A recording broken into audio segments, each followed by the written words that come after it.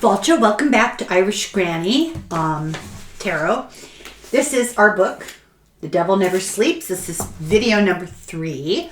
So if you're just coming to this, you'll want to check out number 1 and number 2. We're starting on chapter 7.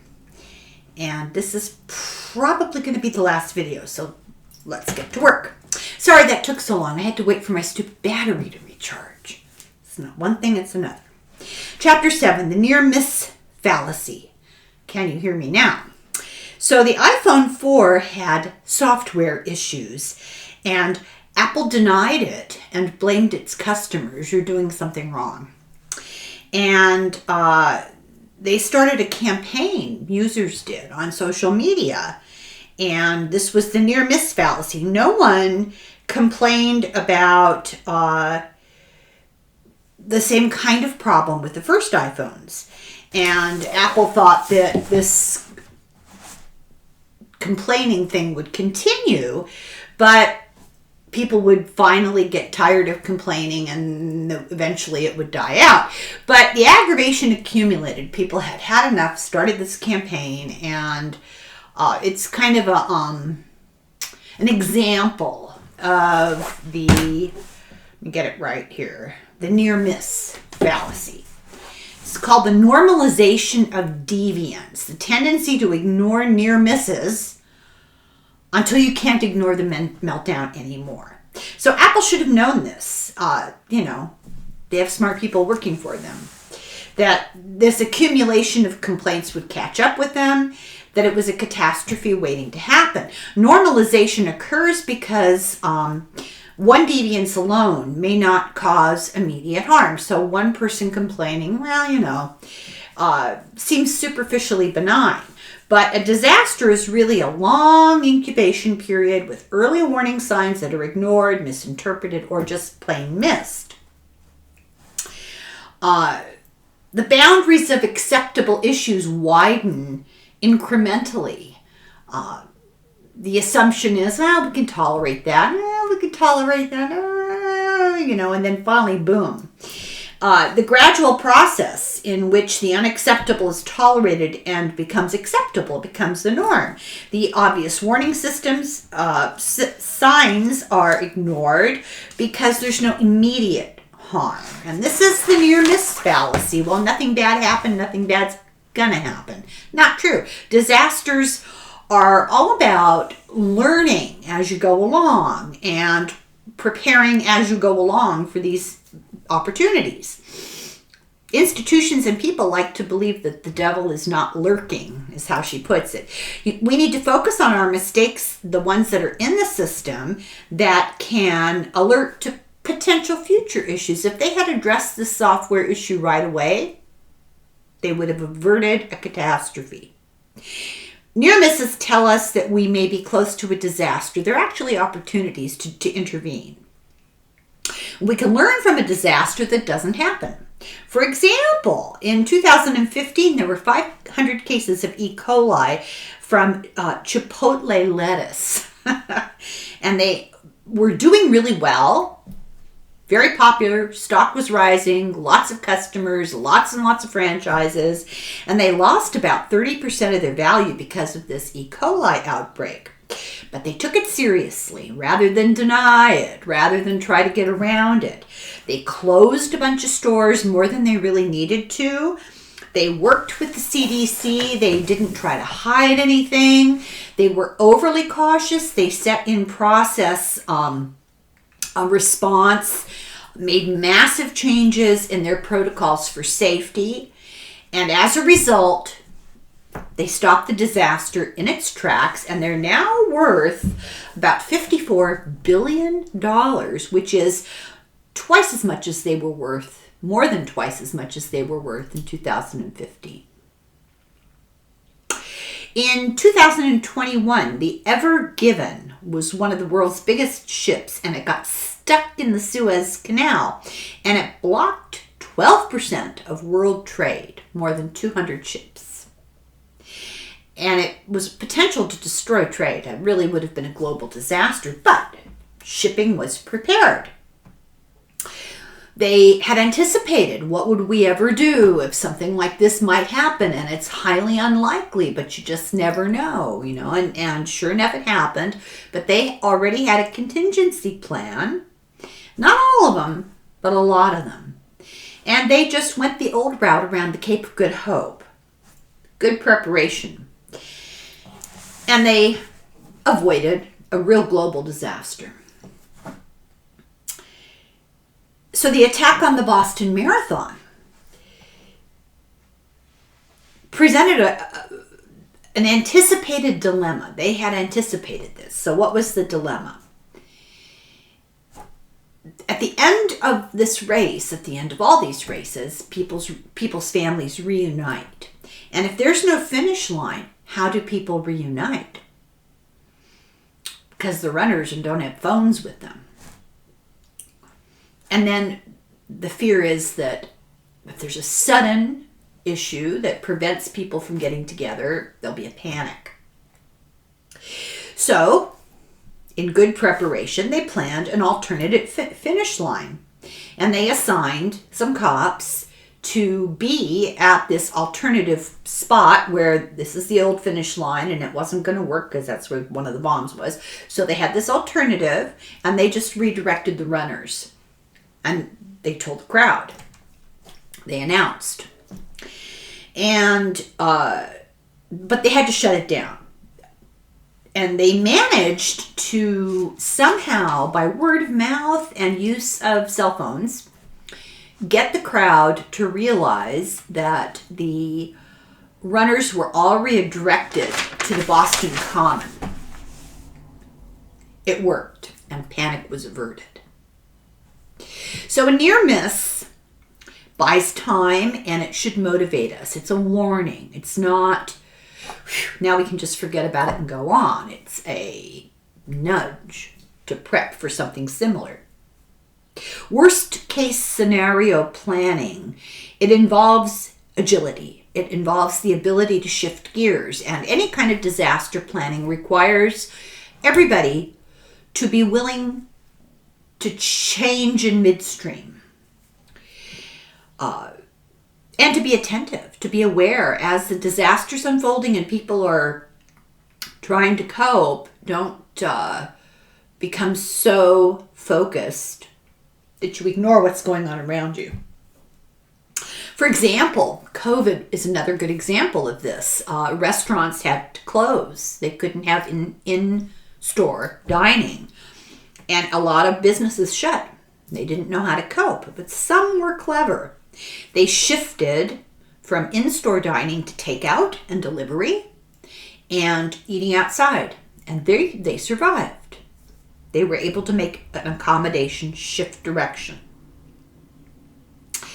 Toilet paper was a big deal. Why? That would be weird, but it was. And manufacturer, the guy in charge of one of the big manufacturing toilet paper companies, went to a store and was horrified to see just these empty shelves. Like, what the heck is going on? And immediately they went to an accelerated schedule. It didn't produce other things, got the toilet paper produced, got the distribution augmented, and were able to deal with this unpredictable, but it happened, outcome. So chapter 8, Listen to the Dead. Beware of the Great Tsunami. Japan, March 11th, 2011. Who can forget? They had a 9 to 9.1 earthquake that lasted more than 6 minutes. And if you've ever been in an earthquake, one that lasts 10 seconds feels like a lifetime. I can't even imagine 6 minutes. This was the fourth most powerful earthquake ever recorded. And it triggered a tsunami, a wave, 130 feet tall. Inundated parts of Japan. And because they weren't ready, it caused a meltdown at the Fukushima reactor. There was an electrical shutdown, which stopped the cooling. They had to go in with fire hoses, When they went in with fire hoses, the water turned to steam. It let radioactivity into the atmosphere and into the ground.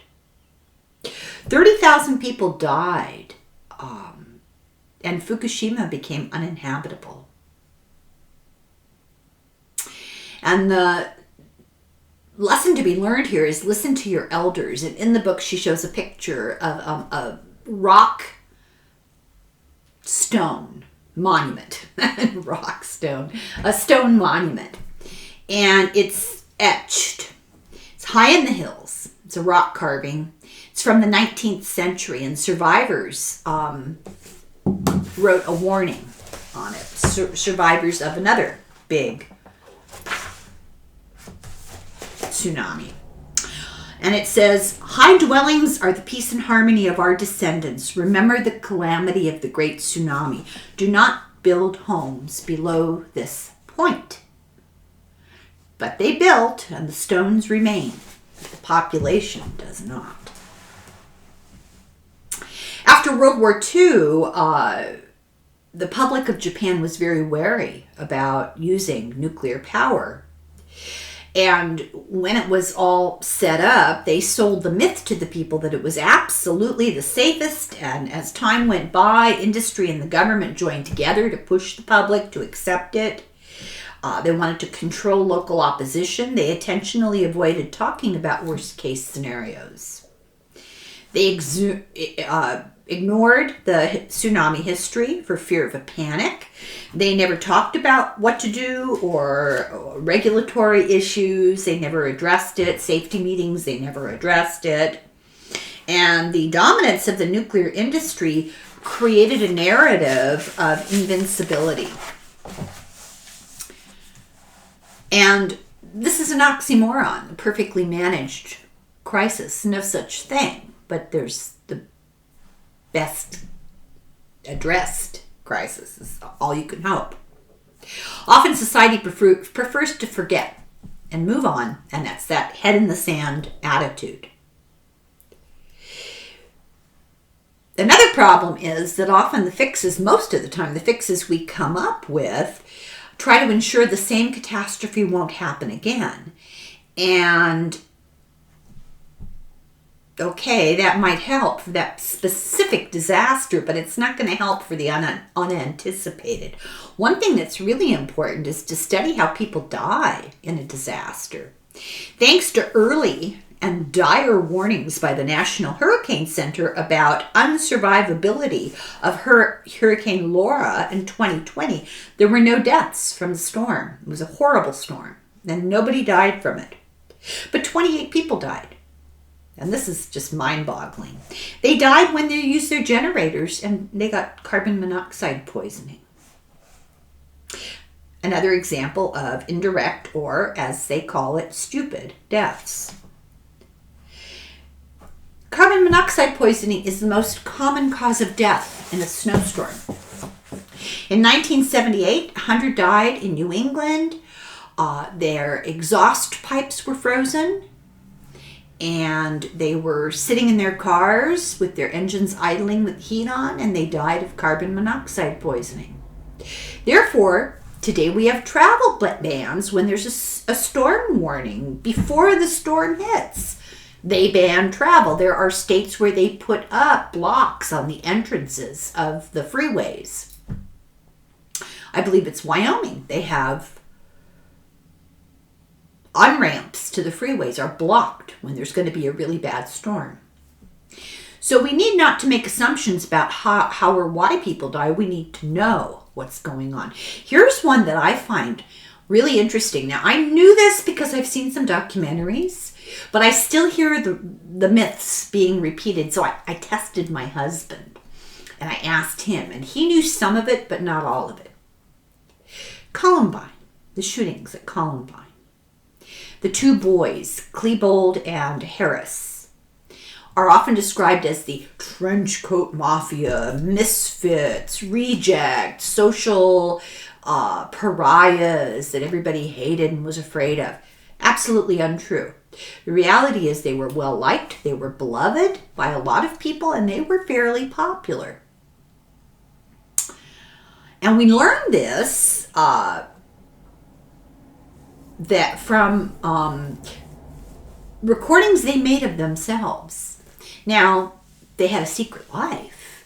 They were into guns, and they were into death, and they were into catastrophe. And the shorter one, Harris, the guy with the longer hair, was a follower. The shorter one was a psychopath. But this is my diagnosis. But most people didn't see that, and that their teachers liked them. Their parents thought they were great kids. And it goes to show you that this characterization of them was untrue. They made their own videos, and we got to hear hours of them talking. And these videos were not completely put into the public for a very long time.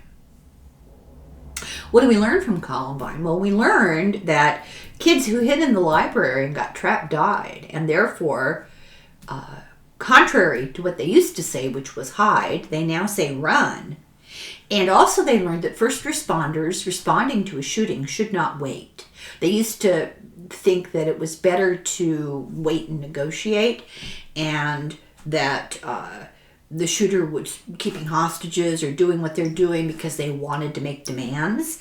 And now we know that they oftentimes have no agenda other than killing, and that immediate action, rapid deployment is what it's called, which is what needs to be done. Go in right away.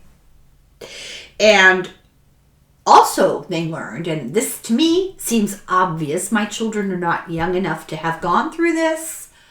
It horrifies me to think about, and I'll tell you why in a second. Formal active shooter drills are too traumatic for school, especially to younger children. And I will testify to that, because when I was a child, 60s, grade school in the 60s, we had regular nuclear attack rehearsals.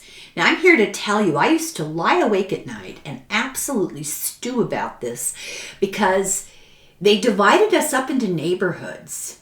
All the groups of kids were divided up according to where we lived. And the oldest kid in the group was put in charge of all these other children, and it was that kid's responsibility to walk everybody home, make sure they got home in a nuclear attack. And I was wise enough to know this was insanity, and I was young enough to feel the weight of that responsibility because I was the oldest kid. You know? Talk about psychologically damaging. Well, it explains a lot, doesn't it? No wonder I have a prep pantry. But no, it's so blind to think that this is not going to negatively affect children and not make them anxious and nervous. I mean, come on. That's just crazy. And then, of course, the best protection against a nuclear attack is to hide under your desk. Okay, I have to stop. So now they know, these poor kids who've had to go through active shooter drills. Oh my God. Put the teachers through it, not the kids. 1940, the Tacoma Narrows Bridge in Washington State collapsed. And it was this new bridge. It was a fancy engineering thing. And it was over water. And they assumed that it collapsed because of resonant frequency, which is the wind was blowing and the bridge swayed in the wind and it caused vibrations, and the energy was too much for the supports of the bridge. Later on, they figured out it wasn't because of that. It was caused by something called flutter, which was due to the unique intensity of these winds. So modern science discovered this and then began to design bridges with buttressing, which helped to protect against the flutter. And this created a new field of bridge aerodynamics called aeroelasticity. Okay, another example is Facebook. All fun and games until it needed to monetize, and we, the people, became the product. They started selling information on the users, as targets for companies putting their ads out, and our data became profit, became money. Zuckerberg reassured everybody that, by 2016, be fine. And that was when the news became a commodity and began targeting people with disinformation. So they had mathematical formulae called algorithms with which they were able to calculate, if you watch XYZ on your own volition, then you're probably going to be interested in ABC. No, you're probably going to be interested in FOX. And they would target you with this disinformation. The news became a commodity and targeted, and he said, you don't have to worry. You don't want Facebook to be the adjudicator of truth. That's okay. Let's instead let it be the provider of lies. But it later was shown that he had exerted very high authority over what was published and was very much personally involved in the intentional targeting of people. He lied. And as she puts it, he was running the devil's errands. She says he apologizes a lot, but nothing has changed. And it's going to continue to do damage because it has no interest in learning from its history. And disasters are teachers. For example, in 1915, there was a big hurricane in New Orleans that killed 275 people. But the levees held. And this set the stage for the disaster that was Katrina. Because the levees held in 1915, they decided, well, then in that case, New Orleans can grow. It'll be fine. The levees will hold. And in the book Katrina, A History, 1915 to 2015, by Andy Horowitz from Tulane, he's an urban environmental historian, showed that they learned from the chronology of public policy decisions that happened from 1915 on for 100 years, that incremental decisions, all based on false assumptions, can build to a disaster. In 1915, they assumed that it would be safe. The New Orleans Sewerage and Water Board concluded that the drainage system had passed the test, and after Katrina, it was discovered that the houses that were built before 1915 did pass the test. They didn't flood. But all the buildings they did, based on assumptions that the levees held so they were good to go, that those new developments were the ones that were the most harmed by Katrina, the levees. The new areas were built below the sea line, below the shoreline, unlike all the pre-1915 houses. The city could not withstand post-1915 growth unless they went into these below the shoreline areas. They ignored warnings and they looked to higher and drier ground that succeeded in surviving the 1915 hurricane as their go-ahead to build anywhere they wanted to, assuming that the levees would protect them. And guess what? Disaster planning should be a constant feedback loop. Review, retest, reevaluate, review, retest, reevaluate, evaluate, and bring in people who have no dog in the fight, leaving the assumptions aside so they can help to ask the right questions.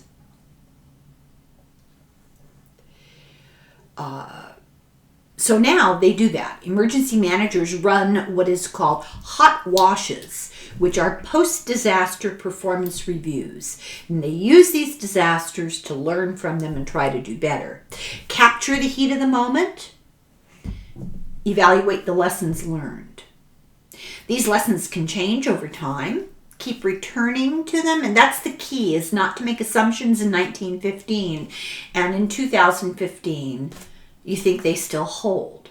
No, you have to continue throughout time to reevaluate. Science changes, knowledge changes, conditions change, as we learned with that building in Miami. So keep returning to past disasters to prepare for the future. For example, in 2004 in the Indian Ocean, the tsunami killed 250,000 people, but there were another 150,000 stupid deaths from disease and deprivation. Geography did not necessarily determine survival. These people didn't necessarily die because they lived on the coast. The memory of the past did. Those who remembered the warnings of their ancestors about recognizing the signs of a tsunami, receding water, went to higher ground. In 1907, there was a similar event, and villagers from that time, small villages, generation after generation of families stayed there, and they retold the story, kept the memory alive. Newer villages and tourist areas didn't have that history. They were the hardest hit during the 2004 tsunami. December 26th in the morning, the members of the Thai Moken tribe saw water suddenly become very still, no wind, dolphins heading out to deeper sea, deep sea fish coming in close to the shore. They evacuated their village quickly. They yelled to the newer villagers and to the tourists that they passed and were ignored or paid attention to in varying degrees. They started to evacuate quickly. The tribe's chief, Salama, started shouting to tribal members and tourists as loud as he could, "This is Laboon, an ancient thing that has swallowed whole islands before." He had learned from his forefathers that Laboon was known as the seventh wave, the deadly one. And they now know that's true. It takes a tsunami is not one big wave. It's a series of waves. And the ones in the back are the bigger ones. There were no fancy reports or commissions after the 1907 tsunami, no congressional hearings or lessons learned. Instead, there was an oral history of Laboon passed on through the generations. These oral histories throughout disaster management often explain why indigenous populations do better when disaster strikes. Visitors and new immigrants would see the ocean depleted and think it was interesting or curious. They had no idea of the danger of the seventh wave. The Indian Ocean countries began an education campaign after 2004. They started public education about what to look for in a tsunami, what to do, signs of it, how to behave. These preparatory systems needed to be tested. You hear, this is a test, this is only a test, and that's what that's all about, is your government, your local government, testing its emergency systems. People will follow the script of the test, but not as effective as the real thing. You have to have practices. The best tests get us close to possible to the real disaster, which is really hard with something like a tsunami. In 2011, there was a quake near the coast of Indonesia. And the fear of a tsunami actually became a real live, real world test. There was no tsunami, but people were afraid there would be a tsunami, and they responded right after the earthquake with exactly what they had been taught by the government. And it showed that the lessons of 2004 were working. It was a great opportunity because they got to see what worked and what didn't work. They had updated ocean monitoring. They had actual buoys floating around in the ocean with sirens that let them know when water changes occur related to tsunamis. Then they have land sirens that tell people. People headed for the hills. Tsunami routes were marked clearly, how to get there, and they knew what to bring.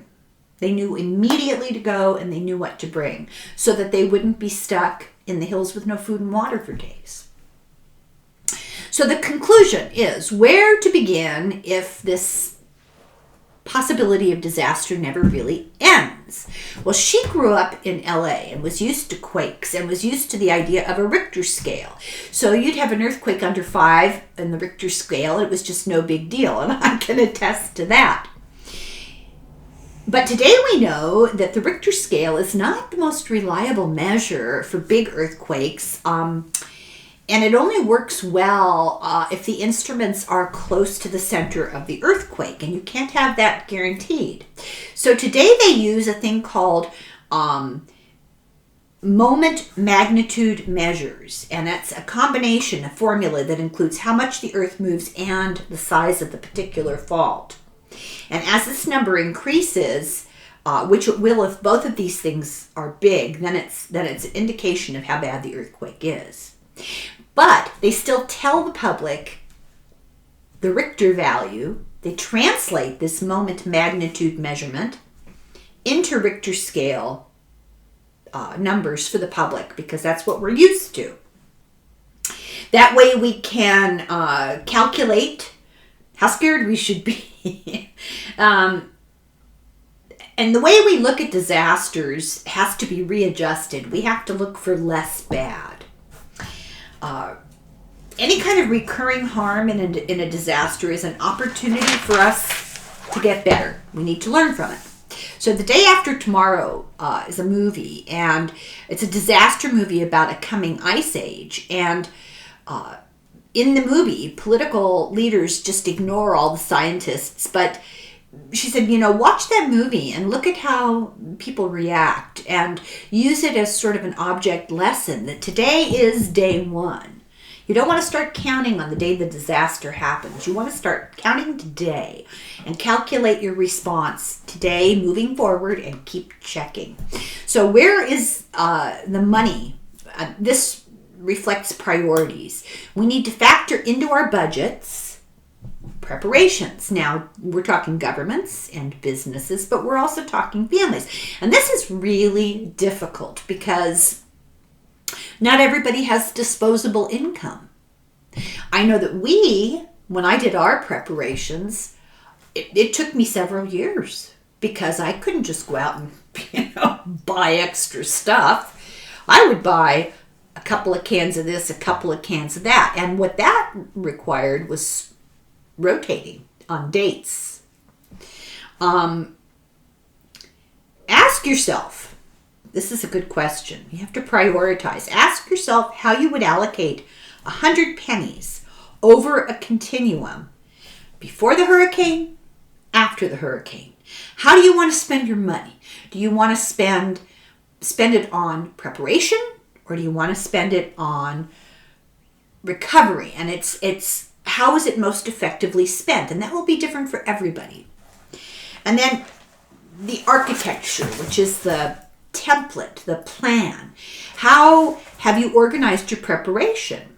Is everything all up to one person who may not be around the day that the tsunami hits? How prominent and unified is your security apparatus, like your businesses? Did you plan for your pets? These are the questions you need to go through. So Trump's plan for a vaccine, they got the vaccine. That was great. And then it fell apart at distribution. It became political. It became a gift to supporters, withheld from other people, no distribution, no plan to put it into arms. Who was in charge? The military, Homeland Security, health, education, and whatever, the HHS. The plan put too much emphasis on the military for what should be a civilian response. That's never good. That's something that they learned. Uniformed response to a public health crisis is not good in our society for a community response. People don't want to see military all over the streets. You need a local public health response. People who you're familiar with, and people responding who know your community. They're familiar with the hospital. They know where the pharmacies are. They know who the local doctors are. You need leadership commitment. You need someone who must take the initiative, be willing to take the initiative. Somebody who will recheck the plan over and over and communicate with other people. So this can be brought down to a personal level. Being committed to rechecking your plan. Are your batteries still fresh? Do you have extra dog food? Often organizations will leave planning up to their security department. They don't check in with them regularly. They haven't made provisions for cybersecurity. And you can improve even if broke. You do what you possibly can to relieve the pressure from the public response. You can prepare yourself to take care of yourself so that other people who are not in a position, maybe people who are ill or elderly or disabled or whatever, who really need priority attention, you free up the system to help them. Our preparedness helps those who are more in need, and there's always somebody more in need. Finally, she said we need resilience, and this is, this ends on a positive note. We need to be strong in a world where things go wrong, and I think that's something that our culture does not foster. Everybody wants to be happy. And we know from Viktor Frankl that our goal should not be happy. Our goal should be to have value and meaning in our lives. And there will always be bad things happening. So if you're only looking for happiness, you're going to be disappointed. And if you want to be able to cope with the roadblocks that life puts up, the challenges that are absolutely inevitable, then you have to get your head into a place where you're as prepared as can be, which is my point of view always. It doesn't do any good to bury your head in the sand. It doesn't do any good to only focus on the positive outcome that you want. I think that's valuable. But if that's what you're doing to the ignoring of other potentials, you cannot avoid bad things happening, no matter how much you might wish for everything to be hearts and flowers and light and love. The inevitability is that we are going to have challenges. And if we're not prepared, it's that much harder. Pretty simple. There's a book that you could read called Being Strong in a World Where Things Go Wrong by Judith Rodin, R-O-D-I-N, in 2014. Talks about minimizing the impact of disasters. Things you can do. You can help yourself by forging relationships. Don't focus so far into the future. The most important question to plan for is, what will we do at the moment of the disaster? How will we react as it unfolds? And how will we be able to take care of ourselves in the aftermath? In 2021, the UN had an intergovernment panel on climate change and said, we are in the crisis, but if you act now, we can mitigate the damage. We have personal agency. And we may not be able to change the direction of a large global event. That may not be our karmic fate. It may not be what is in store for us in the future. But we can certainly take personal agency and personal responsibility and prepare physically and mentally. Resilience. Resilience is so important. It's a real hallmark of good mental health. Here's an example of something that I thought was really interesting. Those signs, keep calm and carry on. She said that is a fatalistic myth. Those signs were barely seen in England during World War II. They were created in 1939 as part of a civil defense program and were only used one or two times, really rare. They weren't everywhere. They became popular in 2005. An English bookseller found an old one and hung it up, and it just became a fad. The British War Council in 1939 never released that poster during the war. Churchill held it back. He wanted to hang on to it in case the Nazis successfully invaded England. He felt it was too passive. The message was too passive. He wanted people to get that they were in a fight, that they had to take control, they had to deal aggressively with the devil, they had personal agency, and that message, keep calm and carry on, was basically bury your head in the sand and keep going and pretend everything is fine. To fight an enemy I think this is so important. To fight an enemy is not some mental zen or a mood after impact. It isn't drinking more tea. A war effort is not calm. And Churchill knew that. Churchill memorably told Parliament in 1940, quote, "We shall fight on the beaches, we shall fight on the landing grounds, we shall fight in the fields and in the streets, we shall fight in the hills, we shall never surrender." Less well remembered is the context for his words. Britain had just experienced a near total catastrophe. Its armies had been plucked at the last moment from the beaches of Dunkirk, sparing them annihilation. The country had surrendered irreplaceable military equipment, which meant it had no short-term prospect of conducting a counter-strike in Europe once it had retreated, and the Blitz was still to come. Churchill had just heard the boom, the disaster. So this is from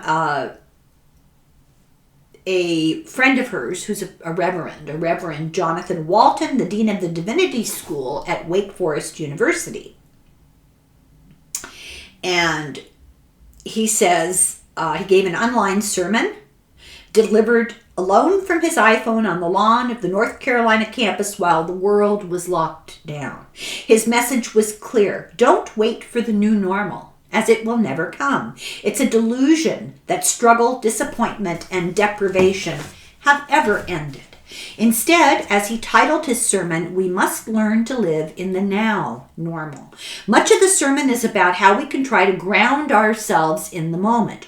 Perhaps that solace is some religious entity, a poetry book, the recommitment to a marriage or a relationship, extra time with children, or my personal favorite, hers, a Luther Vandross soundtrack. She said, "I did a lot of running to Luther that spring, and I joked with the Reverend that he had unwittingly founded the Church of Vandross. But it was Walton's opening to the sermon that drew me in. He too has kids and a wife and all the pressures that we found ourselves in through that year and beyond. He was surprised when he found the most comfort, where he found it. It was his late father's words that grounded him." I leaned in close to the camera to hear. He said, "What were these wise words from the minister's father? What would they solve everything? Could they alone give me ease?" "Life," Walton quoted his father, "just sucks sometimes. It just sucks sometimes." And so she concludes the book. The devil never sleeps, but he only wins if we don't do better next time. You are here. Let's see here. There's a little bit of an epilogue. So she had trouble dealing with the demands of the lockdown, and that sermon helped her. In March of 2020, she told CNN, shut it all down. In September 2021, she went back for the first time to cover the anniversary of 9/11 because, her big thing was disaster management. She had worked for Homeland Security, and she says, she was asked, "Where were you during 9/11? I can answer that as I held back the unexpected emotion I had described where 9/11 found me. My daughter Cecilia was just a few weeks old, and I was on maternity leave. I was by chance traveling to New York City with her to visit family that morning on a train headed toward Ground Zero. As news of the tragedy filtered in, the train made a planned stop on its route in Connecticut. Some people got on as if there was something to do in the city. I got off. I told others they should as well. There were no protocols for evacuating a train during a terror attack. Get off, this counterterrorism expert yelled to the passengers who did not know much of terrorism an hour before. As I told the story, Jake Tapper asked for more details. I related that it was only then at the station that I first saw how the towers fell. From phone calls I had received from reporters looking for experts, I had heard that they had disappeared. There were no iPhones or live feeds then. Pushing my daughter in a stroller towards the station, I finally passed a television set. I saw what it means for the towers to fall. Where was that? Tapper asked me. New Haven, I said, and now she's in college. I tried to end the discussion as if those words neatly summed up the 20 years in between. And that's the end of the book. And she says that That daughter survived for a year during a pandemic in a house that connected her to a family that lived through a pandemic 100 years before, where a 19-year-old had died of the pandemic in the house. Just hard to believe. So I went to some government sites, Red Cross sites, and looked up some advice on prepping for disasters. Now, the Red Cross has got a ton of useful information, and I didn't copy down what they said because it's very easy to go online and copy, make a physical copy of a checklist of how you can prepare. And I will try to run through some stuff at the top of my head. But first I went to the U.S. government's site called ready.gov. And it goes through different disasters and specifically says what your immediate response should be. And I learned a lot. So, thunder and lightning. We had thunder today. Thunder and lightning, lightning is the leading cause of injury and death from weather hazards. I had no idea. It can result in long-term debilitating symptoms, even if you survive. The ways to prepare in vulnerable areas, there are things you can do. Trim your trees. Use surge protectors, a lightning rod or lightning protectors to protect your electronics. Have an emergency plan. All of these emergencies, have a plan. Know where to go for shelter if you're not at home. Know how to get out of the area that you're in, evacuation. Have a communication plan. Keep your phone charged. Have a kit that includes COVID supplies, masks and gloves and sanitizer. Have one at home, have one in your car. We'll talk a little bit about that. The fine details are on the Red Cross list, but allow for specific needs. Never forget, if you have the elderly in your house, if you have babies, children, pets, that's so important.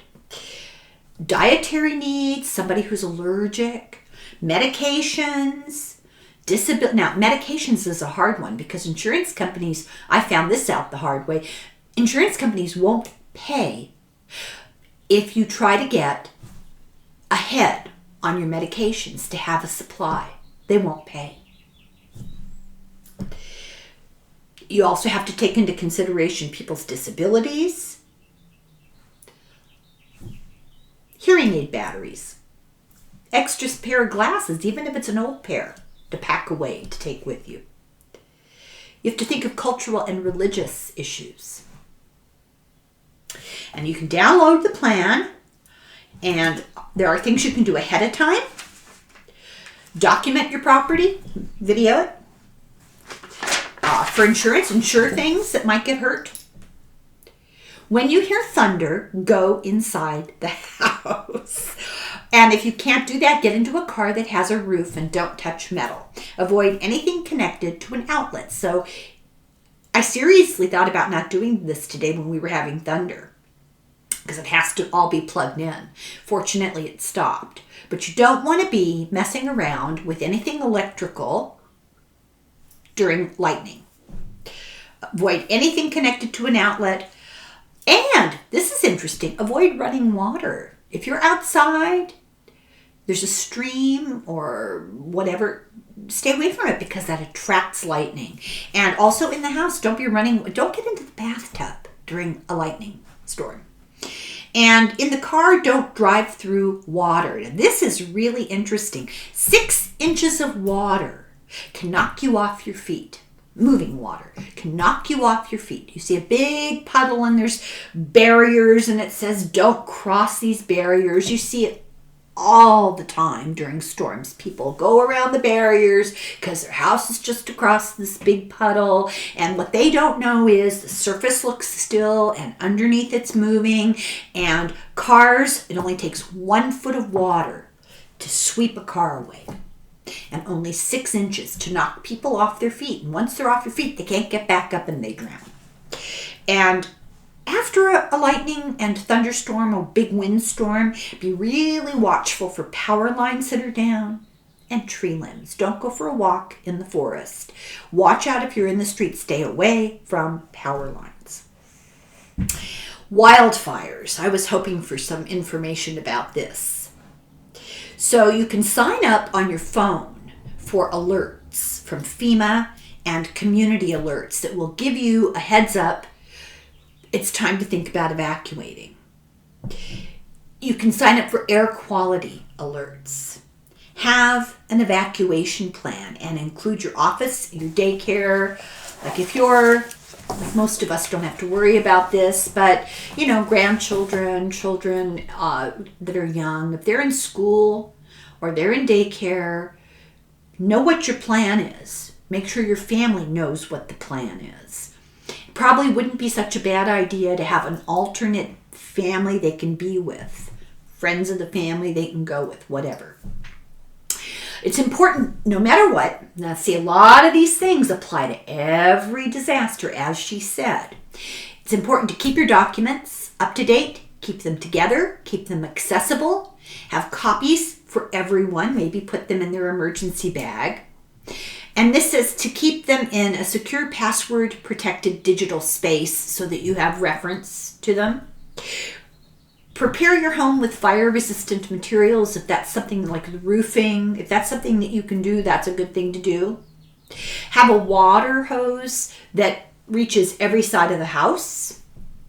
Have a fire-resistant zone within 30 feet of the house with no flammables. Clear away the brush, clear away the trees and plants, clear away the debris. Have a room closed off in your house with a portable air cleaner with no windows and doors open, that you can allow for people who may have trouble with the smoke. No evacuation routes and no more than one. Practice with your pets. What are you going to do? Do you maybe put carriers in a convenient spot, and inside the carrier have what do you call them? Like Tupperware bowls for food and water. Maybe put a bottle of water, one of those little, bottle. Anything that you might need for your pet, leash, whatever. If you have anything extra, put those in there. Be ready. So you're not running around frantically like a chicken with its head cut off when the flames are over the horizon there. Know where you're going to go. Have a plan. Listen to authorities when they update. Pay attention to them. When they say evacuate, they're not kidding. Have your supplies in your car. And you can slowly make essential purposes. We'll talk about that a little bit more here in a minute. But the emergency supplies that you would put in your car would be for any emergency. And occasionally, this reminded me, I've got a backpack in the car.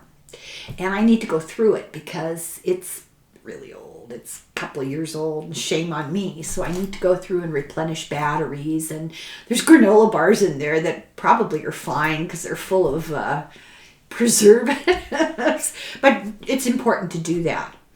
So have supplies in your car. Be cautious with flammables. And here's something I didn't know. Hand sanitizer is a really bad flammable. It's full of alcohol. But you want to include gloves and hand sanitizer and N95 masks, especially in a fire.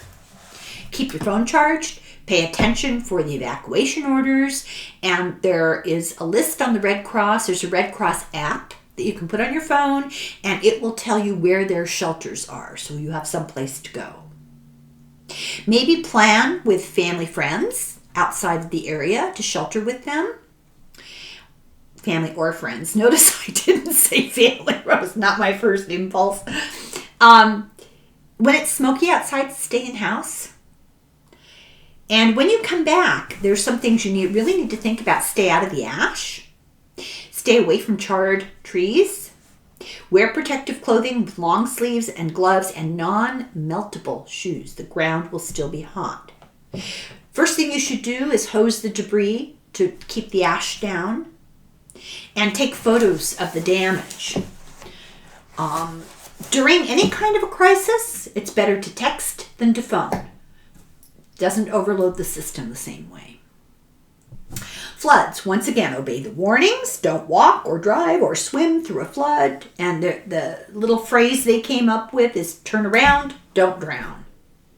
Remember, 6 inches on your feet, 1 foot in a car, dangerous. Never drive around the barricades. There's a reason why those barricades are up there. Stay off of bridges over fast-moving water during a flood. They can rise really quickly. To prepare, consult a flood map of your area and assess your risk. If you can afford it, get flood insurance. Have a plan. If you get into a car and it gets swept away, stay in the car. If you are trapped, you can climb onto the roof. In a building, I can't believe they have to say this, go to the highest level. But do not climb into a closed attic. Maybe if you're in a flood zone and you have an attic, you'd want to put like a hatchet or an axe in your attic. That's how people died in New Orleans during Katrina. People who survived were able to hack a hole in their roofs and get on their roof. When you come back, beware of mold. Do not enter a moldy building, especially if you have respiratory issues. Children should not be involved in any cleanup of any disaster. Too many hazards. Watch out for snakes and animals in your house if there's been a flood. Watch out for electrocution. If you can do it safely, turn off your electricity. Stay out of flood water. Flood water is contaminated. And if you're going to use a generator, keep it outside. Don't take your barbecue into your house to heat it up during electrical failure. Don't keep a generator in a closed garage or a shed close to the house. A generator should be outside so that the exhaust doesn't kill you. You'll be dead before you know what's going on. Now, winter weather. There's winter storm warnings, usually given 12 to 24 hours before the event. Just there's going to be a storm. Winter storm watch means there might be a blizzard up to 48 hours ahead. And a winter weather advisory is if there's going to be an accumulation that you need to prepare for. So you need to do things ahead of time, like weather stripping and caulking. Figure out how to keep your pipes from freezing. And do it. I mean, I had to really nag at my husband to finally, and it's his job because I do everything else. So I made it his job. You need to get those little caps, those little styrofoam caps they put on the faucets outside. It's a simple fix. They're cheap. But to go to the store and get it, those are the kind of things that you can do once a payday, and they don't cost a couple of bucks. But you get those, you protect your outdoor faucet and avoid the disaster of broken pipes. You need a smoke detector and you need carbon monoxide detectors, and everybody needs them. My brother was a firefighter. We have one in every room. In fact, I had to undo the one in this room because the candles kept setting off the smoke detector. You need supplies for being stuck at home. Flashlights, batteries, provisions for your pets. I can't say that enough. There is a program called the Low Income Home Emergency Assistance Program. I must say that again. It has a .com, maybe it's a .gov. Low Income Home Emergency Assistance Program. There is help out there to prepare for emergencies. Have supplies in your car. You should have jumper cables. This is for winter specifically. Sand or cat litter, flashlights. You need warm clothes, blankets, water, and snacks. We had a horrible experience on a vacation once. When we headed out, there was no snow. By evening, snow. We had no idea. I had, for some weird reason, I don't know, I had packed warm clothes, blankets, and hot chocolate. I just did. We had no idea.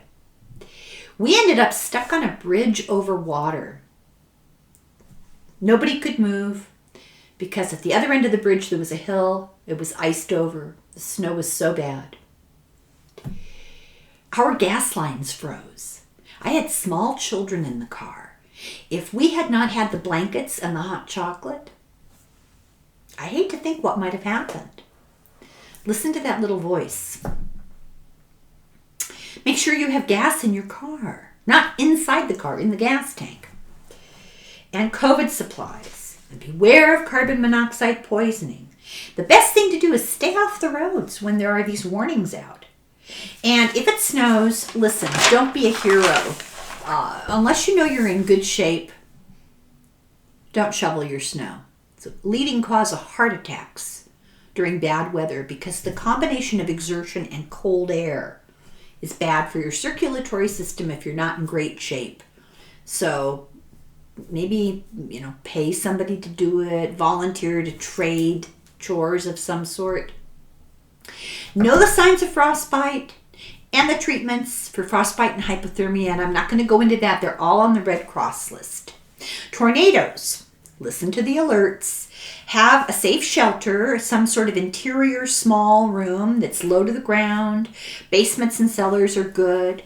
Stay away from doors and windows and outside walls. You're safer in a low flat area, but don't go under an overpass or a bridge. I didn't know that. Watch out for flying debris. You want to protect yourself. So use your arms to protect your neck and head. Surround yourself with cushions, mattresses, blankets, clothing, whatever you can get that's soft, that you can protect yourself. And lie face down, protecting your neck, surrounding yourself with stuff. Do not ever try to outrun a tornado.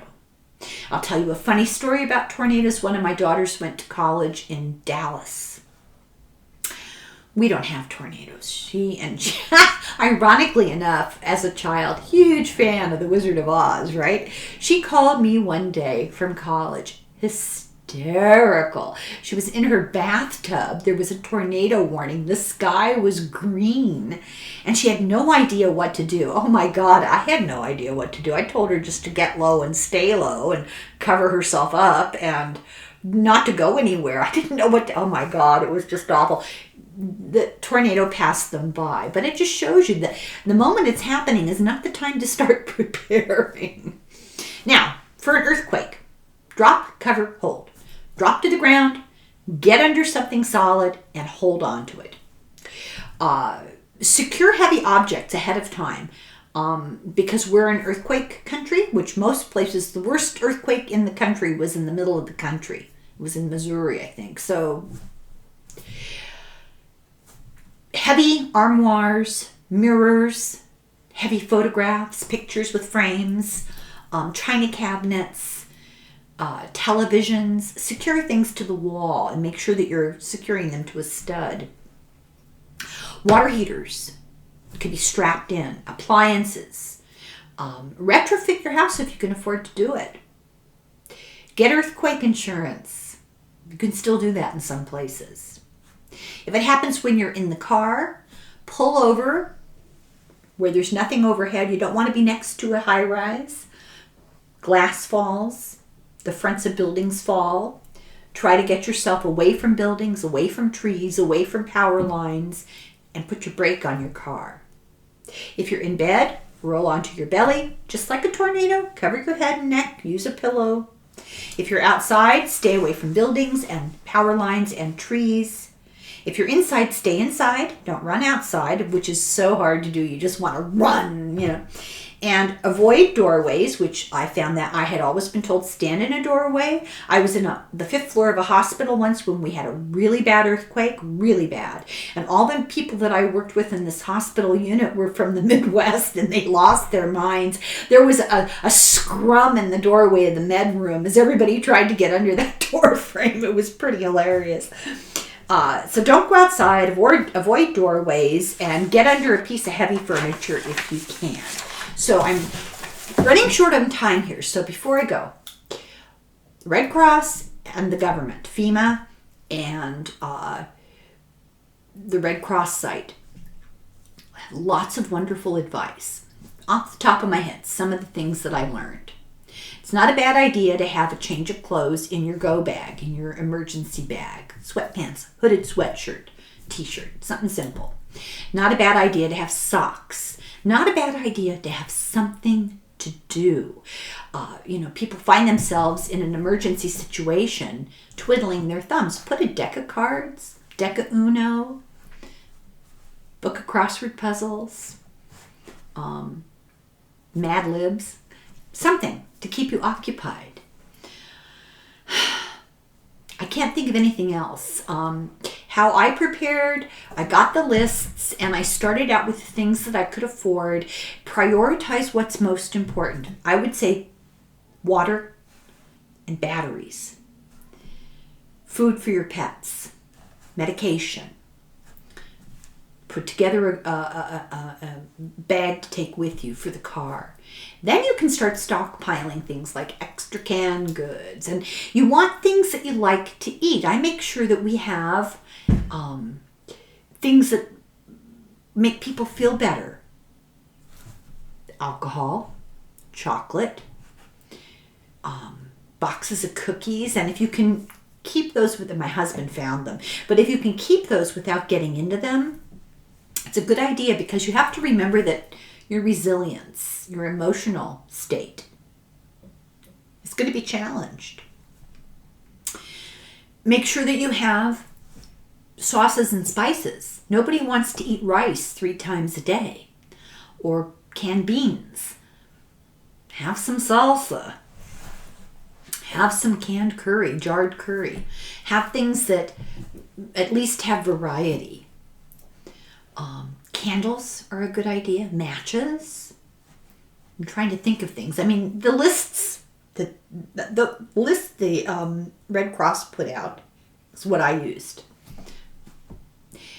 In earthquake country, it's really important to have rolls of plastic sheeting, because if your windows break, you don't want to be exposed to the weather.